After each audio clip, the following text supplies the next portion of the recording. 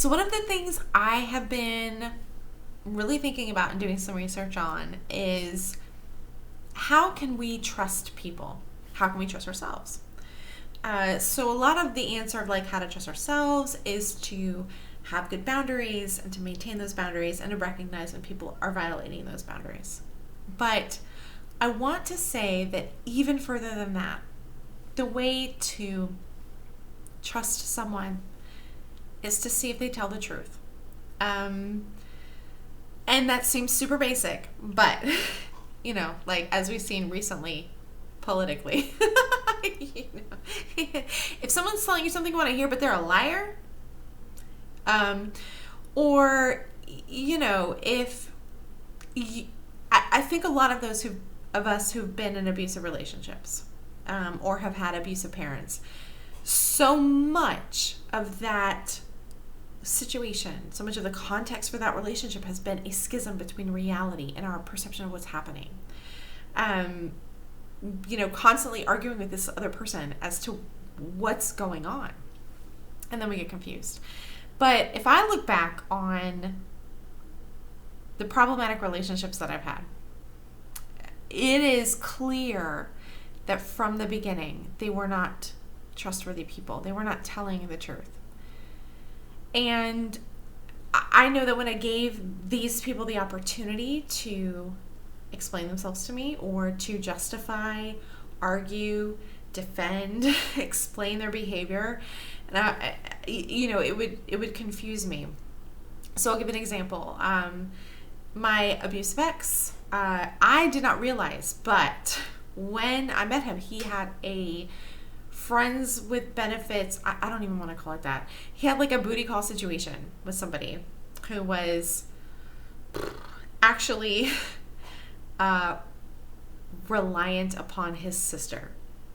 So she was living with a sister, and her job was to take care of her sister's children in addition to her own. So she was in a position already of power under, and she really liked this guy. And wanted to date him, but he was like, "No, I'm not interested. But hey, if you want to smash, like, I'm down with that." So he meets me and goes, "Oh, I can't tell you what his thought process was, but it seemed to me that it was something like, oh, this is a person I could have a relationship.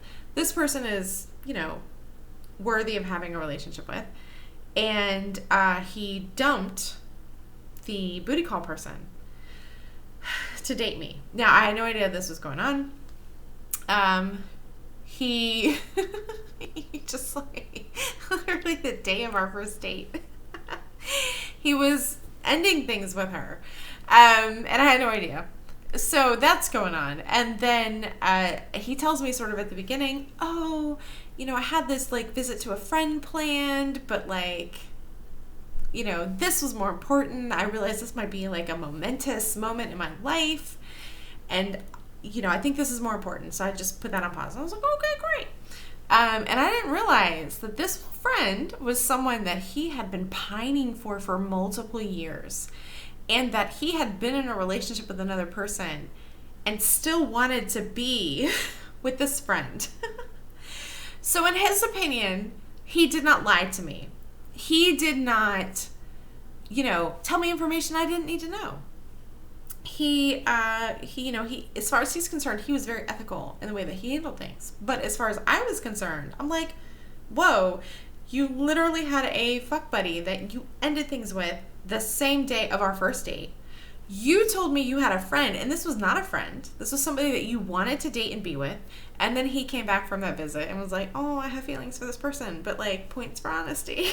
And it's like, if I had any idea, I would have been cool with it and I wouldn't have dated him. And he knew that. He was trying to control what I would do, because he knew that I wouldn't be cool with that. So anyway, we had a lot of arguments about whether or not he had technically lied. But if I had trusted myself and gone, "Oh, this person is not upfront.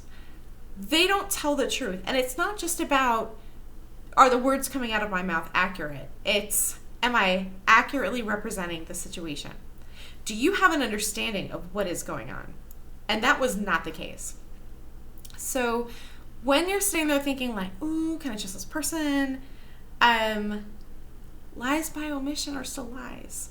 If you would have changed your perspective or your actions based off knowledge that they knowingly withheld from you in order to control your decision making, it's still not the truth. It's still lies. Still not a trustworthy person. So if you're sitting here trying to like figure out, ooh, is this a trustworthy person? Look at their track record. Are they lying? Are they misrepresenting the situation? Are they withholding information that they know if you knew you would make different decisions? That is not a trustworthy person. That is not a person that you should put your faith in. That is not a person that deserves your time and attention. I wish I could say that I'd like to go back, with the knowledge that I have now and like completely undo it. But I wouldn't have the knowledge I have now if I hadn't gone through all that nonsense. So it's like I really value these lessons. So I'm not willing to say like, oh no, I'm glad I wish I could undo it. But the person you want to be with and trust is the person who's as honest with you as is appropriate and isn't trying to manipulate the way you make choices and decisions. And that helps you trust yourself more because you're like, oh, okay, I have a good sense of like who is a trustworthy person, who deserves my time and attention, who deserves my trust and faith in them. And it's something that I feel like a lot of victims of abuse really struggle with. So I just wanted to pass this along. I gotta say, I don't know, and I can't speak definitively, but in my experience, I don't know one abusive person who wasn't on some level lying. If you go back to the beginning or whatever, you're going to find lies, misrepresentations, or withholding of information, like every time.